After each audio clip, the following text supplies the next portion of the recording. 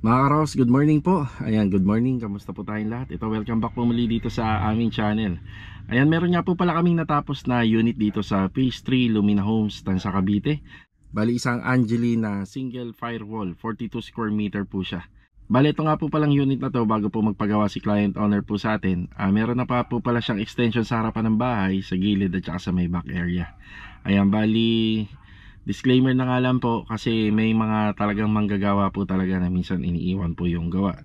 Kaya isa po tayo sa mga napili ni client upang i-renovate po yung kanyang bahay. Ito mga Karos, meron siyang 2 bedroom, kitchen, TNB, sala set at saka dining area. Tapos syempre may mga finishes din tayo rito like retouching, repair and maintenance. Kaya panoorin nyo itong video na to at samahan nyo po muli kami ngayong araw na to. Enjoy watching po. Tara, let's go.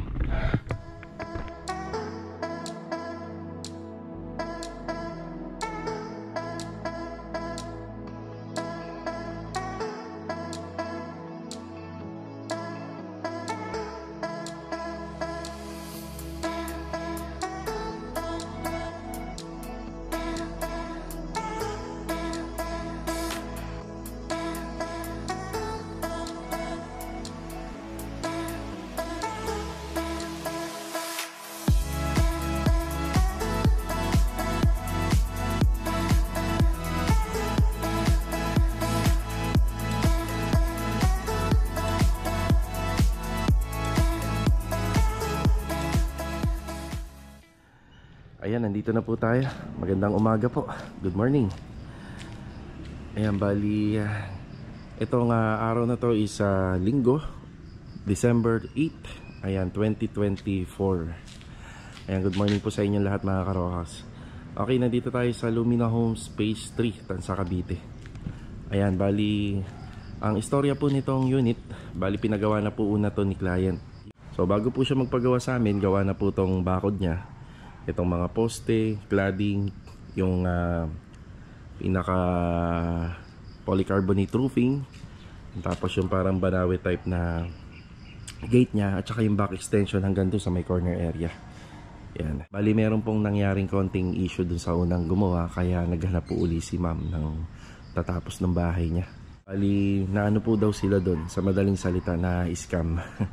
Ayan, bali hindi na common po yun sa mga nagpapagawa. So disclaimer mga karos, nangyayari at nangyayari rin po talaga yun. Kahit yung sa amin din, noon may mga kliyente po kami dito na sa amin po huling ipinatatapos yung kanilang bahay. So ayun, so good luck na lang po dun sa mga nang i-scam na manggagawa. Hindi magandang gawain po yun. So kailangan po talaga tapusin natin yung gawa, tsaka ibigay po natin yung napagkasunduan dun sa mga nagpapagawa para syempre ang trabaho tuloy-tuloy. So wala pong umaasenso sa pangloloko, ayan, sa pang-i-scam. Kailangan po lagi pong pakita natin yung tapos na gawa, yung best, para matuwa naman po yung client kasi ire-recommenda tayo niyan. So okay, umpisa na po natin. Bali dito nga po pala sa labas, ang ipinatrabaho lang po sa amin ni client is yung retouching. Yang sa bubong, sa taas, ang ginawa po namin dyan is repair and maintenance. So tinanggal po namin yung mga tulo niya, in-epoxy primer natin, then roof guard, bali 2 to 3 coats. Yan, naka roof guard po yung pinakabubong dun sa second floor. Tapos yung mga flashing niya, naka-retouching. Yung pinaka eaves, yan, naka-retouching din. Yung wall, yung pasad, yung gilid, yung corner, lahat po naka-retouching paint. Kaya makikita nyo dun sa mga katabing unit, halos bagong-bago po yung kanyang itsura. Dito nga lang po sa harapan ng bahay, yung mga unang pong bakal na nakalagay dyan, dinagdagan lang po namin. So dinagdagan namin ng sampayan. Ito 3/4 by 3/4 yan. Tapos yung hanger naman para sa downlight, 1/2 na tubular. Then yung wiring yan, pinakain po namin doon sa tubular, na nilagyan po namin ng flexible, tapos wire number 14. So may 4 na drop light po siya dyan para pagkagabi maliwaliwanag naman po dito. So additional po yan sa pinatrabaho niya. Then retouch na rin po namin yung mga ginamit po na bakal, tubular 2x3, ayan, at saka yung tubo, yan, yung tubo na 2x2, yan, naka-retouching paint din. Inabutan namin yung mga poste, hindi ganito yung kulay niyan. Ang ginawa na lang namin, sinabay namin doon sa may pinaka wall facade nito, yung pinaka sandblast. Kung ano yung kulay nun, siya na rin kulay ng poste Tapos dito sa cladding, pinturado lang po siya kung ano yung kulay po dun sa pinakapadar dyan sa may exterior. Yan na rin yung ginamit namin.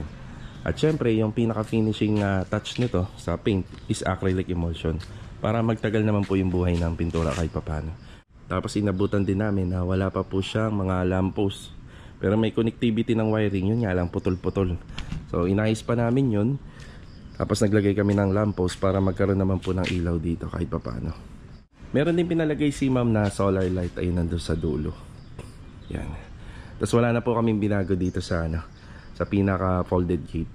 Yan, okay na po yan. Tapos inabutan din po namin na yung pinaka flooring po rito sa may garahe, tsaka dito sa may porch, wala pa po siyang tiles. Pero pag-iipunan pa ni ma'am, so hanggang dito lang muna, sabi niya. Yan. Bali, ang trabaho namin dito, ang nagkaroon ng additional is yung screen door. Nabutan din namin na walang mga screen door yan. Tapos yung mga doorknob nito, double lock, yan, pinalitan po namin lahat yan ng bago. Tapos nagpa-install na rin po siya ng CCTV camera. Ayan, may CCTV camera dyan at saka dito. Yung polycarbonate niya, papupala niya, itong polycarbonate, hindi pa po ito pinapapalitan, pero marami na po itong problema. So una pa lang po kami bago gumawa dito, marami ng kaso ng tulo rito. So hindi na rin po natin ito masosurvive kasi malutong na, at saka may mga punit-punit na po yung polycarbonate, kaya palitin na po talaga to. Makikita nyo mga karton dito, mga karton na appliances to, pero hindi niya muna pinapatapon. Advantage kasi niya mga karos kapag just in case na nagkaroon ng sira yung mga dineliver na appliances dito, pwede, may habol pa sila, wag lang itatapon yung karton. Ayan, nandiyan pa. Ayan, lahat to naka-retouching pink. Tapos yung mga CCTV camera na yan, lahat yan gumagana. Ayan, may faucet dito, hindi na namin po iniba yan. Tapos may makikita kayo naka-usli na tubo dyan. Yan, para po yan sa internet connection. Para pag nagpakabit sila ng internet, dito na lang po yan i-connect para wala nakalitaw na mga kable dun sa loob. Ayan, nagpalagay rin sila ng aircon dyan, window type. Pagka window type, naglalagay talaga kami ng grills para protection na rin yun, hindi mapasok na magnanakaw. Tapos may canopy rito na gawa po sa yero. Tapos angle bar yung framing. Then meron din po siyang yung trusses niya, yung C-Parlin. Hindi na po namin binago yan, pininturaan na lang po namin. Tapos may mga additional din po dyan sa back extension kasi may kaso din dyan, malakas din yung tulo dyan. Nag-additional kami ng long span roofing dyan, ng trusses. Tapos repair and maintenance na rin yung ginawa po namin dito sa bubong nitong back extension. Yung inabutan natin extension dito. So inayos din natin. Dito nga lang po sa setup nila, ito yung pinaka downspout. Yan, naka-usli pa. Yan, maganda rin naman po yung naka-usli, pero sa disenyo, yun yan, nakikita siya. Ang kagandahan lang kasi nito, na maaaring ma-maintain mo pa siya balang araw. Pero yun sa design yan, naka-usli nga lang. Yan, may CCTV rin, may screen door din po dito. Yan. Tapos ito, ginalaw lang namin to kasi yung catch basin na inabutan natin dito, bali ano po siya, naka-expose. Tapos binago lang namin yung water line. Tapos naglagay kami ng clean out. Yan, para mabubuksan po kahit paano.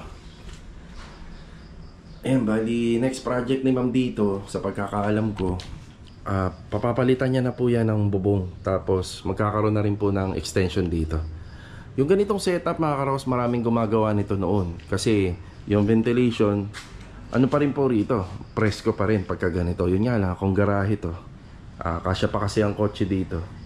So hindi mo siya matatawag na garahe kasi open. So hindi siya safe. Maganda, may bubong pa rin.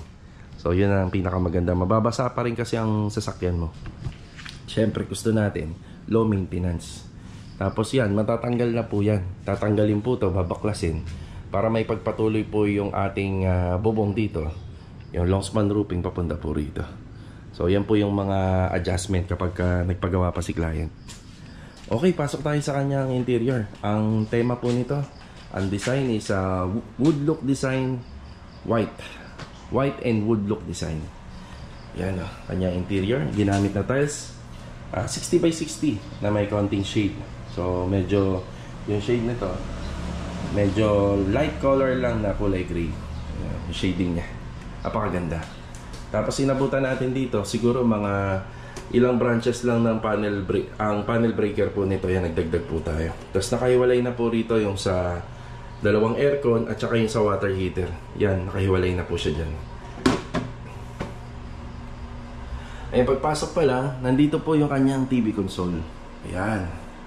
So si TV console, gray, wall-fluted panel. Ayan, may TV bracket na. May open shelves. Kada shelves niya is may ilaw. Ayan, may cabinet. Tapos yung wall-fluted panel niya, taas hanggang baba. Then may mga saksakan na rito. Ayan, switches para sa mga ilaw na nagbibigay ng disenyo dito sa ating TV console. Tapos itong wire na to, yan yung tinutukoy ko na nasa labas. Pag magpapakabit siya ng internet. Ayan na.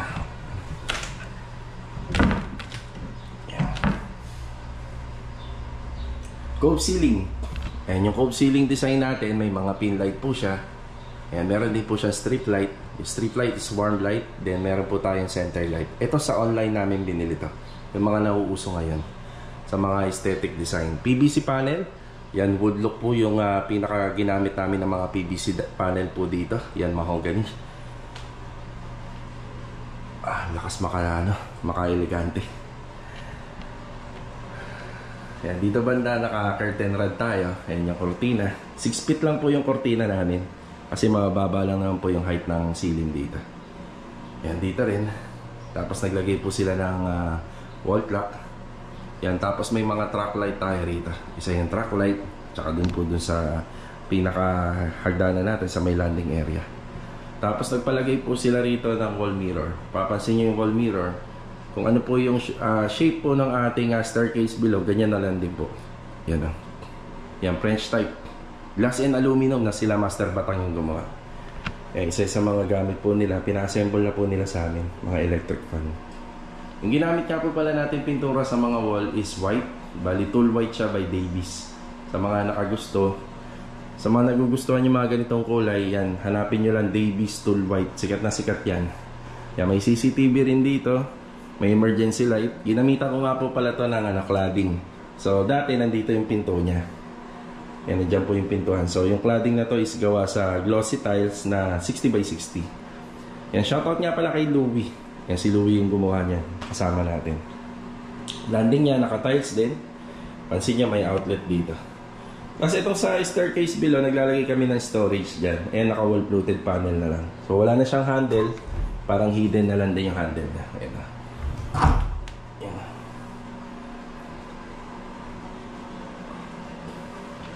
Yan, back extension. So, itong extension na to, tinutukoy ko kanina. Yan, inabutan na po namin to.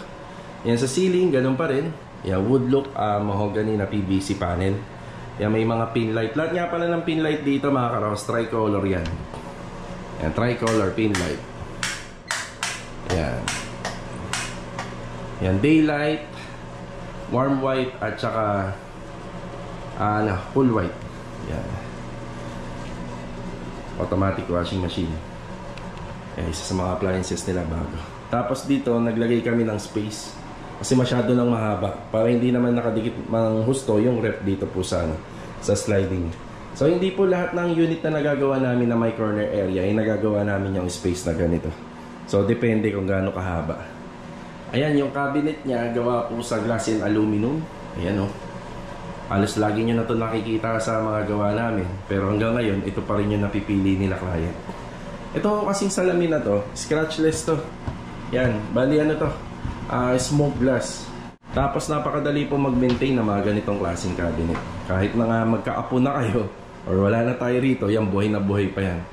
Yan, sa mga ayaw ng retouching paint, ayaw ng naaanay, ayaw na nagbo-molds, isa to sa mga magaganda ngayon, yung aluminum kitchen cabinet. Yan, depende naman po sa nagpapagawa.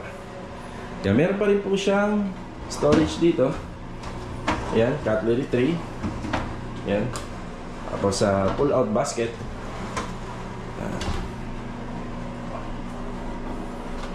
Yan. Lagay ng condiments. Ito, range hood.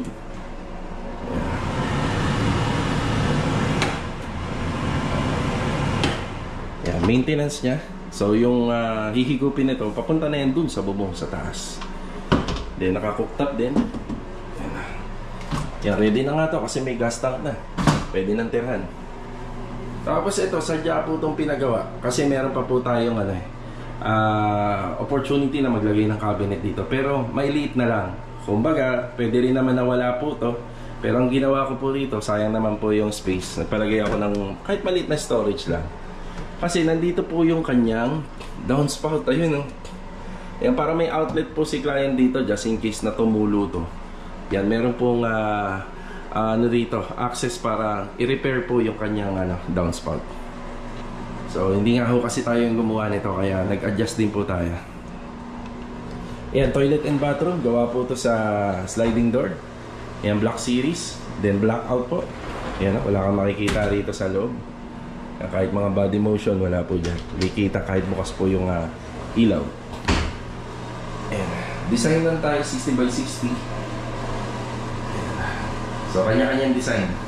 So, ito yung design na ginawa po natin dito. So, PVC panel pa rin. May 4 na pin light, exhaust, kornisa. Tapos sa tiles, 60 by 60. Ayan, naka water heater din. 304 stainless na mga accessories. Ayan. Water closet.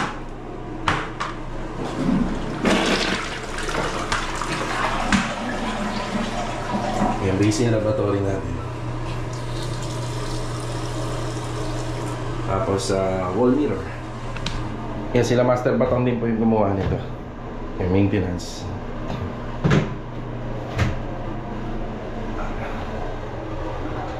Ganda, ang linis.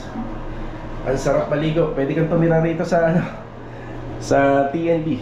Ayan. So wala na nga lang po siyang shower enclosure kasi napakaliit. Ano lang to, 120 by 180. So magsisiksika na po. Kung lalagyan naman po natin to ng shower enclosure, ipipilit natin, kawawa naman po yung maliligo. Hindi niya may gagalaw-galaw yung siko na, masikip na. Bali hindi niya magagalaw yung siko niya, hindi siya makakagalaw na maayos kasi sobrang sikip. Pwede rito maglagay yung parang curtain. Ayan.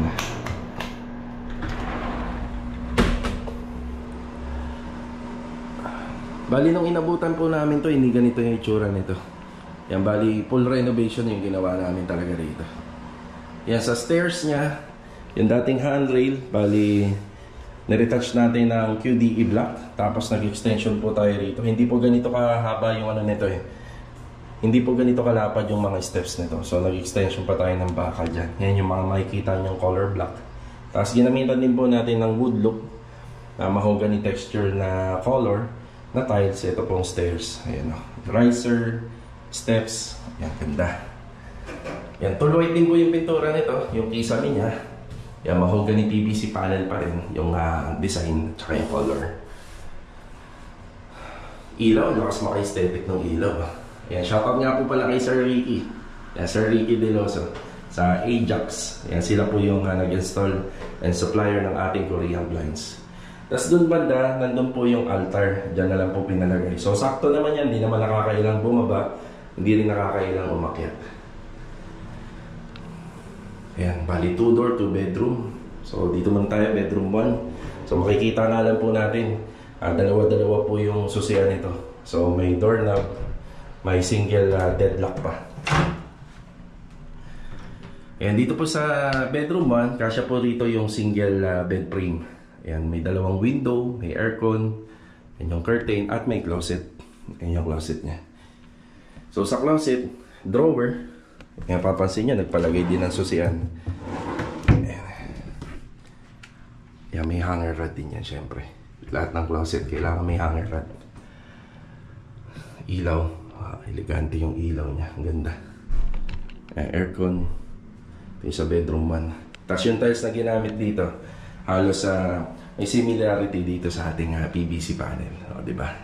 60 by 60 na glossy. Ganun din dito sa may master's bedroom. Ayan. Dito naman po sa may master's bedroom, may 3 window. Ayan, may workstation. Ayan, may open shelves dito sa ibabaw. So, header niya. Tapos upuan na lang. Ayan, saktong-sakto na yung setup. Then, naglagay ako ng LED light dyan sa pinakaibabaw. Ayan, dito meron tayong closet ulit. Ayan, same lang din po doon sa bedroom 1. Tapos nagpadagdag po si ma'am ng open shelves.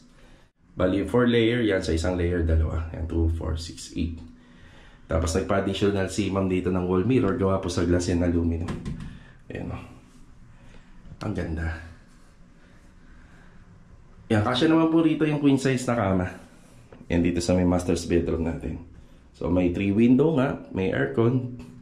Yung kortina na ginamit. Lakas maka-elegante. Ganun din sa ceiling. Wow, diba? Ayan, okay na po tayo rito. Yan, maraming salamat po kay Ma'am Jenny Lynn sa tiwala. At saka syempre, salamat din po dun sa kanyang partner at saka dun sa kanilang anak. Yan. Yan, ipapasalamat tayo kasi isa tayo sa mga napili po nila na gagawa nito. At saka yung mga behind po dito sa renovation namin, kagaya po nila Sir John De Leon sa aircon, kila Master Batang at saka kay Sir Ricky Deloso. So nagtiwala rin po sila dun po sa mga tao na naging part po dito ng kanyang renovation. Ayan, ginawa ko nga po pala tong video na to alas 7 ng umaga. Ayan, kaya wala pa masyadong nag-iingay, tahimik pa. Bali, papunta na po sila client para i-turn over natin tong bahay. So hanggang dito na lang po mga Karaw House, itong ating vlog. So maraming salamat po dun sa mga sumabaybay nito simula nung inumpisa namin hanggang ito matapos at may turnover na natin. Bali mga Karaw House, hindi na nga po pala pinapasabi ni client kung magkano po yung nagastos niya. Bali, privacy na lang. Siyempre may mga ganun po talaga na client, hindi natin kailangan i-expose dito. So pinagpapaalam naman po muna natin kay client kung pwede po natin isama sa vlog para dun sa mga nanonood ay magkaroon po sila ng idea. Alright, kita-kita po ulit tayo for the next video. Ang hiling ko lang, i-share nyo yung video, mag-iwan kayo ng like, tsaka syempre mag-comment na rin po kayo para malaman ko po kung taga saan po yung mga nanonood po dito sa ating vlog.